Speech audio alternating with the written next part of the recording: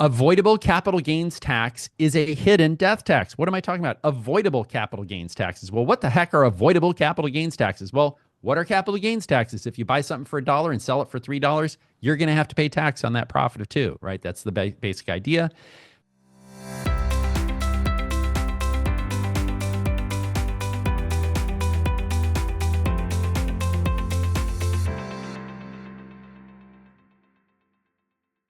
I'm Jim Cunningham. I'm a partner at Cunningham Legal. I've been an attorney for 30 years. I am a certified specialist in estate planning, trust, and probate law. I'm a real estate broker, securities, and insurance license, and a pilot single engine land. I'm also on a state bar committee that recertifies certified specialists, and I am currently working on the questions that will go on the certified specialist exam here just in a few days. The state bar will send those out and get comments. So I'm involved in the certification process. Kind of cool stuff. These are the lawyers in our firm. We are dedicated to all things, peaceful transfer of wealth from one generation to the next while minimizing taxes, which means we handle real estate matters, trust administration, corporate matters. Typically, it's for families with a real estate portfolio or some type of family-owned business.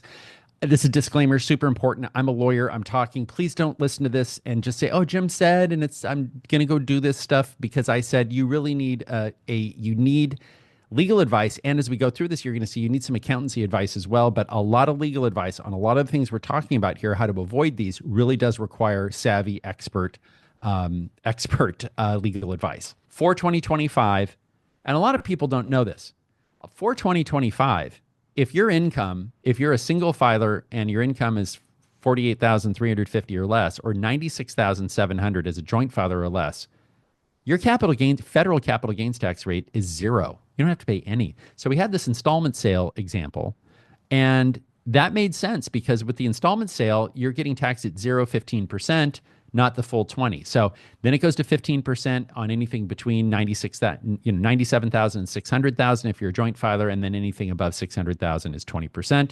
Remember, federal recapture of depreciation is taxed federally at 25%. So that 20% is 25 if it's recapture of depreciation. California has no capital gains tax. It is all income. There are 10 brackets. I'm not going to bore you with all the brackets. I don't know why we have 10 brackets in California. Go figure. But it's all considered income. So Delta buys Greenacre in 1994 for $375,000. The property's fully depreciated, and the cost basis is $100,000. Delta sells Greenacre for $1.375 million. The $1 million gain, $1.1 million gain, is taxed at a maximum. A $1.275 million gain is taxed at a maximum 30. Well, let me back up. The capital gain itself is taxed at 37.1%. The recapture, which is the 275, is taxed at a higher rate. So 25 plus 13.3 plus 3.8. So the taxes are about $486,000, which is about 35% of the sales proceeds. But if you index this to inflation, and please think about this when you're thinking about taxation, it's an 83% tax. So if we had gone back and we had factored inflation in 1994 and figured out, and here's the problem with holding capital assets for a very long term. If you're going to sell those assets, please pay attention to the tax consequences, because you may find that most of your gain ends up going in tax. And there are ways to spread that tax over multiple tax years, so that gain over multiple tax years. There are ways to avoid it entirely. There are a lot of different things you can do, and this is really the purview of, again, the savvy estate planning attorney, which we talk about in our book. So capital gains tax is actually more than income taxes after factoring in inflation.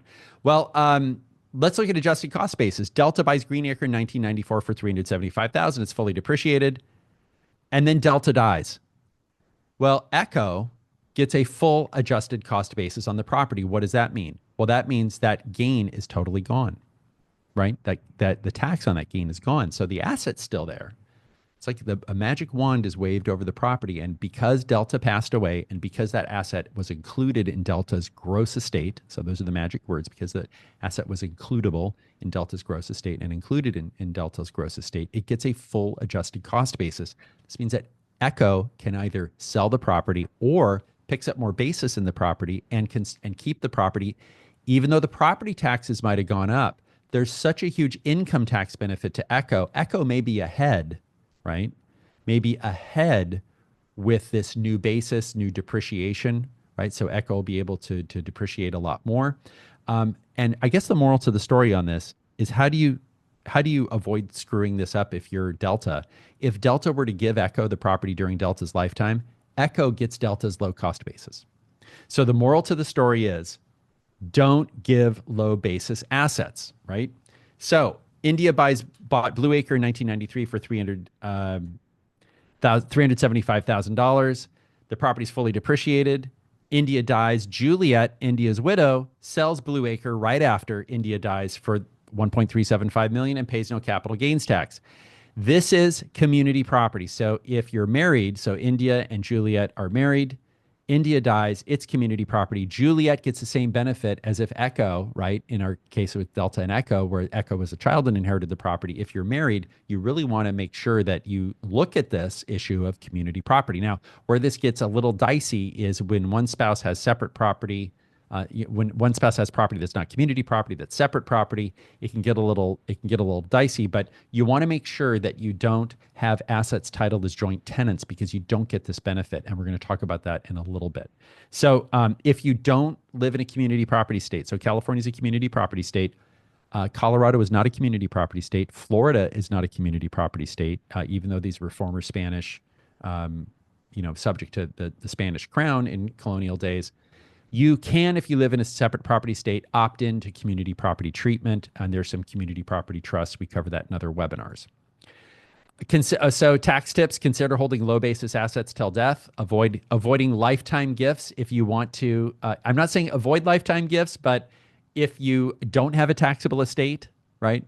If you have a $5 million estate, it does not make sense to give an asset while you're alive, just outright to somebody. Now, you can give someone an asset in a trust in a way that it's theirs and it gets an adjusted cost basis at death. And that's something we talk about in other videos, but that's something that we would talk about one-on-one. So if you do want to give somebody a gift that's a low basis gift, there is a way that you might be able to get an adjusted cost basis on that, right, at your death. Check on whether your state allows full adjusted cost basis on the death of a spouse. So if it's a separate property state like New York or Florida or Colorado, the answer is no. You only get a 50% adjusted cost basis, and get a savvy lawyer. The other thing to bear in mind is if you've done an irrevocable trust, like a dynasty trust or some type of other irrevocable trust, most of those irrevocable trusts, 99% of them, you're not going to get an adjusted cost basis because those assets are outside of your estate. Basically, if you file a gift tax return and that property's in an irrevocable trust, you're not going to be getting an adjusted cost basis. Failure to utilize the generation skipping transfer tax exemption is a hidden death tax. Now, before I lose you on that, because that is a mouthful, this is actually a pretty simple concept, a lot of words. And I want to use an example. So this is the wealthy family, the parents' example. So Abel and Baker are wealthy. They have a $20 million estate. Abel and Baker have two children, Charlie and Delta. They leave their $20 million estate 50-50 to their children, Charlie and Delta. So Charlie and Delta each get $10 million. And you might think, well, Jim, the estate tax exemption is $14 million. This estate does not need any estate tax planning. Well, the problem is that Charlie has three children. Delta has no children. She's not married, no partner. Delta's going to leave her entire inheritance to Charlie. Now, could Delta leave it to Charlie's kids? Maybe. But Delta says, no, I'm going to leave it to my brother. So when Delta dies, Charlie survives. Charlie now has $20 million. He now has a taxable estate, right? Because the threshold's $14 million. So if Abel and Baker create an estate plan that keeps the inheritances of Charlie and Delta outside of Charlie and Delta's estate, it's going to save Charlie's estate $8 million or more in death taxes. So what I'm talking about here is if you're a wealthy, now, if Abel and Baker have 10 children and each child's getting $2 million, may not be that big of an issue. If Abel and Baker have one child, yes, absolutely be looking at this generation skipping transfer tax exemption planning. And the problem that lawyers have is they come up with these names and they're almost like the opposite of what you would think. So when you hear generation skipping, you might be thinking, well, I don't want to skip my kids. That is not what we're talking about. We're talking about utilizing the $13.99 million coupon, which is the generation skipping coupon that allows you to leave stuff to your kids. And then when your kids die, it's outside of your kids' estate. Okay, so it goes to the grandkids and it's not taxed in the kids' estate. Very, very important concept, and we're going to cover why this is important. Now, let's look at the wealthy child example. Echo has a $5 million estate, and one child Foxtrot, who has a $15 million estate.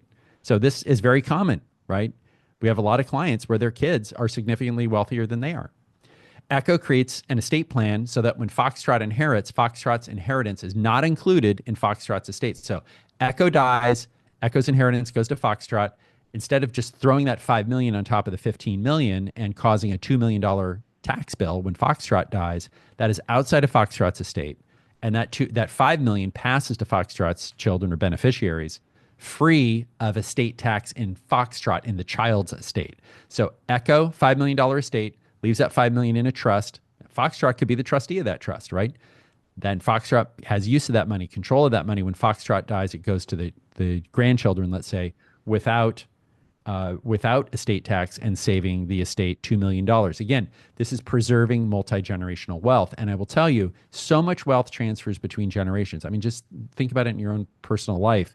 To the extent we can just cut a little bit that goes to the government, over time, that $2 million, that could end up being $10 million for the grandkids, right? So if it's invested properly.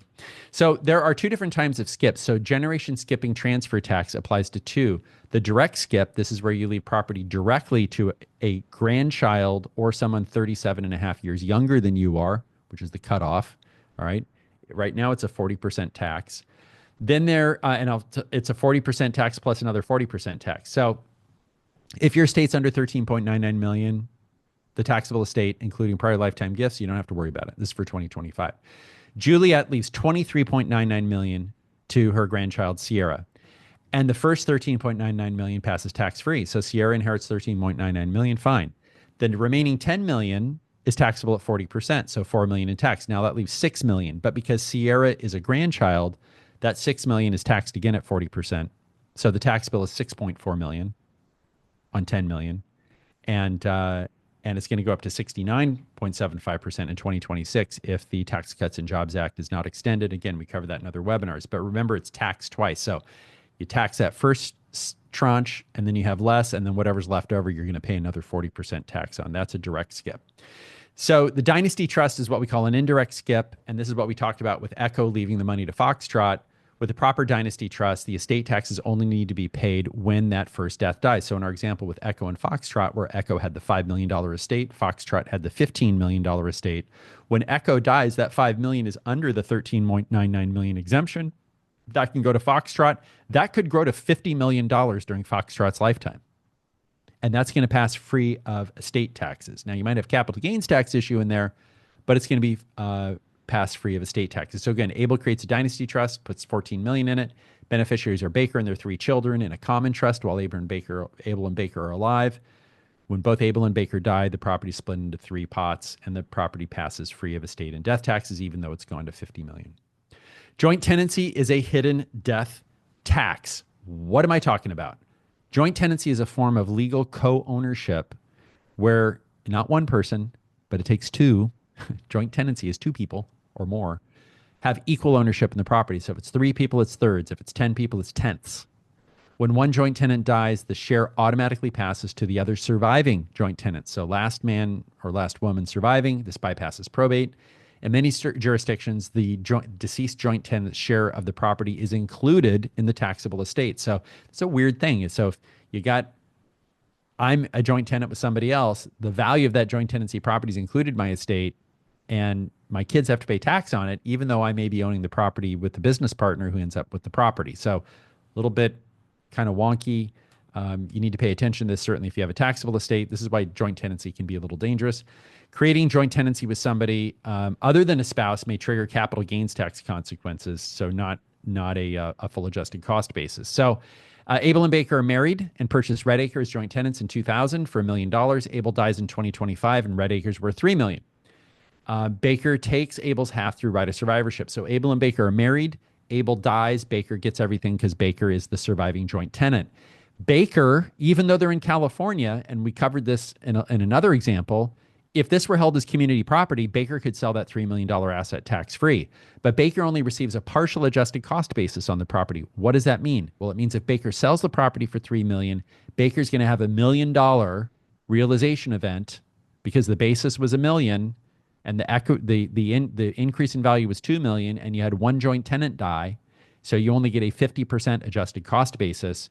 And that means up to 371,000 in capital gains taxes. If Abel and Baker had titled the property in their living trust, not as joint tenants, and assuming it was community property, Baker would get a full adjusted cost basis. This is why funding your trust is so important, paying attention to it. I can't tell you how many times people take title out of their home, right? For whatever reason, maybe they have to, it's an insurance requirement or a lending requirement. What do you want? Joint tenancy. Okay, joint tenancy, whatever. And they don't think about it. Well, you're not going to get a full adjusted cost basis, and that can cause hundreds of thousands in taxes, potentially millions, depending on the size of your estate. Where your trustee resides is a hidden death tax. What on earth am I talking about? Where your trustee resides is a hidden death tax. This is going to be a shocker for many of you. But if you've lived in California very long, it might not be a shocker. California state tax implications of a California resident trustee. California taxes trusts based on the residence of the trustee and beneficiaries, quite frankly, but trustee. If a trustee is a California resident, it is subject to undistributed income and capital gains tax, and you have to pay California. So example here is Abel, a Nevada resident, names Baker to serve as trustee after Abel's death.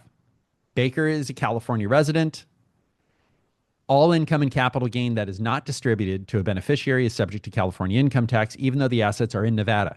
You could have Nevada beneficiaries, you could have Nevada assets, and just because you've named a California trustee, if you have a sale and there's a capital gain and income, if that money is not distributed to the beneficiaries, that will be taxable to California. So even though the only nexus is the residence of the trustee, very important, if you're a California resident and someone in another state has named you as successor trustee, you need to pay attention to this.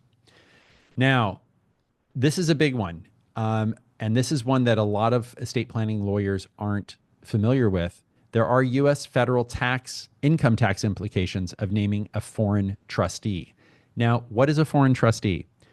Well, first of all, a trust itself is domestic if it meets the control and substantial decisions test, which means having a non-U.S. resident trustee, even if that trustee is a U.S. citizen or green card holder, may convert this California trust or trust from another U.S. state to what we call a, quote, foreign trust. A foreign trust requires complex reporting. Domestic trusts are taxed on worldwide income. So if it's a trust in California, you're going to be taxed on worldwide income. Foreign trusts have limited taxation on U.S. source income. So there's some tax treaties in there. But once you are a foreign trust, you have special reporting requirements on your 1041, your 3520, and your 3520A. So those are some forms there. And here's an example. And by the way, this is a very common example. And when I was a younger attorney, I didn't know this stuff. Okay. I would say that less experienced lawyers just don't know this. I became a lawyer at 25. I didn't know anything. I mean, if you hired me when I was 25, I was really nice, but I know a lot more now after 30 years of practice. Let me put it that way. Charlie names Delta, a resident of the UK, to serve as successor trustee following Charlie's death. There are cross-border reporting. So this is an example of a foreign trust because Delta is a resident of the United Kingdom, even though she's a U.S. citizen. It becomes a foreign trust. You've got to report not only to the U.S. Internal Revenue Service, but you have to report to UK Inland Revenue. That's their version of the Internal Revenue Service. Currency conversions, coordination between taxing authorities is complicated. Disputes over taxing rights comes up, and it gets very sticky very quick. But understand the penalty if you say, you know what, Jim, I'm just going to name my UK kid as successor trustee. If you don't follow these rules, it is a 35% tax on the assets.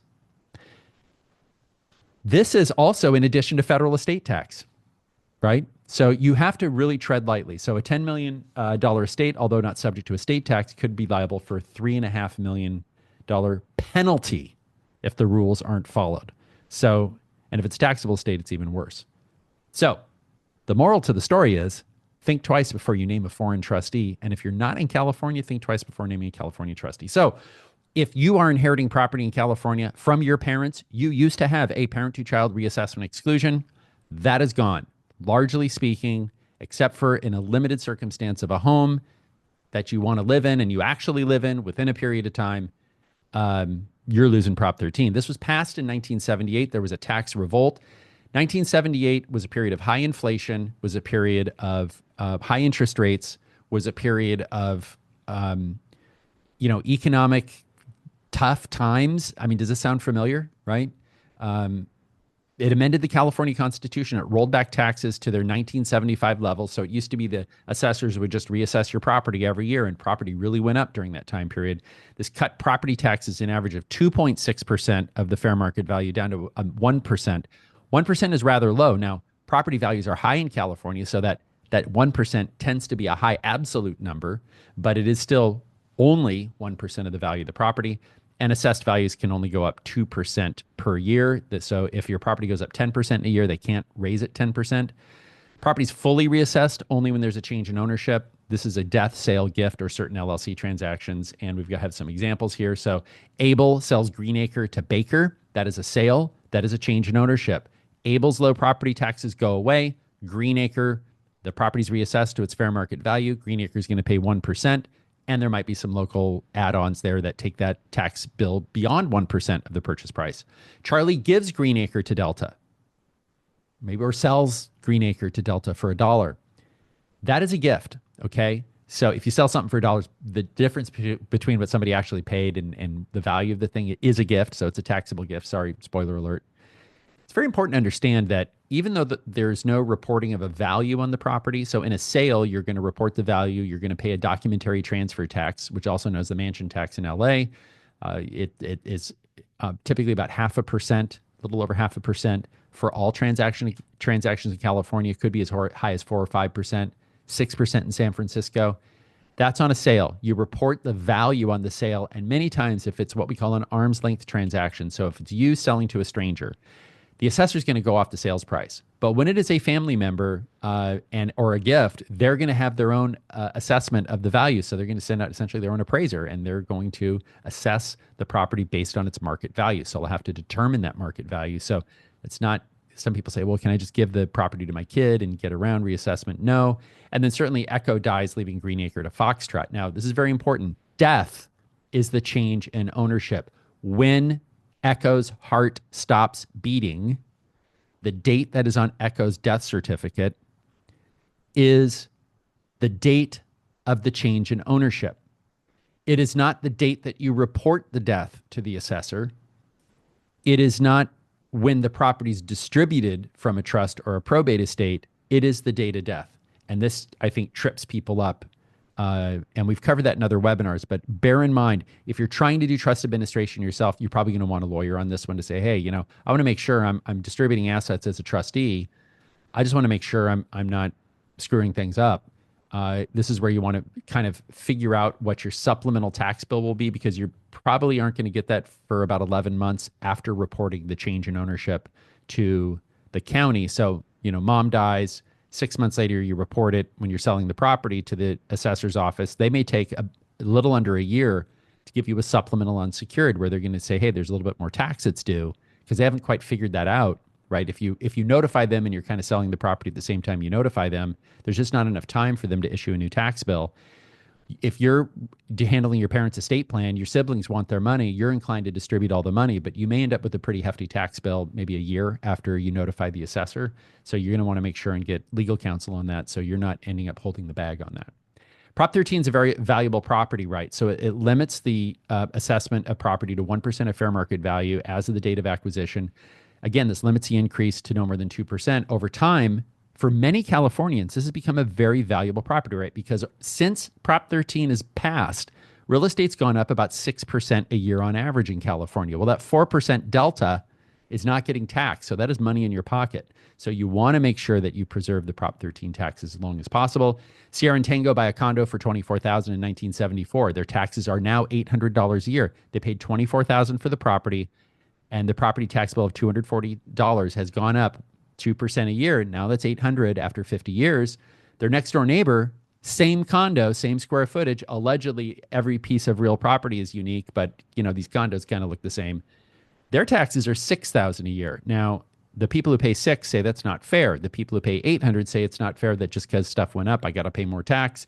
I don't know how to resolve that, but just bear in mind, you may be inheriting a condo with an $800 tax bill, and you might get a supplemental unsecured bill for $3,000, $4,000, $5,000. And if the property is, if it's you add a zero to that, then that tax bill gets that much bigger, right? If it's a bigger home. Preserving it for your loved ones. Before 2021, we had a parent-to-child reassessment exclusion, largely gone. With Prop 19, it went away. There were methods of preserving your low property taxes. There are methods to preserve your property tax one-on-one basis, or at least half or 49%. But that's something we talk about one-on-one with clients. So for many clients, you might have a unique set of facts that allows you to transfer that property from one generation to the next without having it reassessed or not having it fully reassessed. So that's something we can talk about one-on-one. So keeping your Prop 13 tax, you can move your Prop 13 tax base to another California residence. So people who are victims of a wildfire, and as we're recording this, there are big fires in LA and very tragic. And a lot of people are going to be in a very difficult situation. You're able to move your Prop 13 tax base if you're the victim of a wildfire to another property, regardless of age. But certainly if you're 55 or over, you can move your tax base to another residence. That is one case for staying in California in retirement, because you can have a pretty nice place to live. You can move maybe to a location or a property that suits you, and you can take your low Prop 13 taxes with you. So the property you are selling, though, has to be 100% reassessed. So if you own a partial interest or whatever, or you're transferring it to your kids and you're picking up the limited parent-to-child reassessment exclusion, you can't daisy chain these together. The purchase for sale has to be after April 1, 2021. You must have acquired or sold the properties within 2 years. So those transactions have to be within 2 years, have to be 55 or over. And this is in addition to a one-time transfer. Abel and Baker sell Greenacre for about $1.4 million. They have a $500,000 capital gain. The sale of Greenacre results in a full reassessment. Because Abel's 55, they move their property tax base to another residence anywhere in California. Abel reaches out to Cunningham Legal, and we're able to work with Abel to reduce his new tax bill. Because what happens is you sell your old property, you move to your property, you get this big tax bill, and you go, wait a minute, I thought I could transfer my tax base. What happened? There's some forms you need to fill out. Can you accomplish this on your own? Yeah, a lot of people frankly, are just nervous about doing it, or you're up against a time. You're coming up close on the deadlines associated with that, and there are deadlines. So that's something we do help people with. So key takeaways: Prop 13 can be a very valuable property right. You really should determine your goals. Do you want to keep these low property taxes? You might be giving up some other things. This is not easy stuff. Absolutely not a DIY process. This is not for the regular lawyer. It's for a special lawyer, a savvy lawyer, as I mentioned in my book, Savvy Estate Planning. The savvy lawyer. It's not too late to take action. You can't go back and change the beginning, but you can start where you are and change the ending. So wise words from C.S. Lewis. Our offices are located in Northern and Southern California. And what should you expect when you call? So if you call us and say, Jim, I'd like to hire your firm, this is great. Let us know if you're here to update an estate plan or create an estate plan, or if someone's passed away. Tell us your estate and tax planning goals. That's very helpful. Don't ask for pricing. Only lawyers can give pricing information. We do have several videos on how much should an estate plan cost. And don't ask for legal advice. Only lawyers can give you legal advice. And the goal is to set an appointment with a lawyer or not. It may be like in talking to the person, it's not a good fit, but it might be. And I would recommend reading my book, Savvy Estate Planning, What You Need to Know Before You Hire the Right Lawyer, before coming in to meet with us, because we're going to be asking you a lot of questions that are in that book. If you're watching us on YouTube, please subscribe to our YouTube channel. And we are going to cover next time settling a trust after death, dissolving a trust. And that is with me on January 30th. So we will open it up for questions. If you're watching this on YouTube, another video will roll right after this one. And thanks for joining us.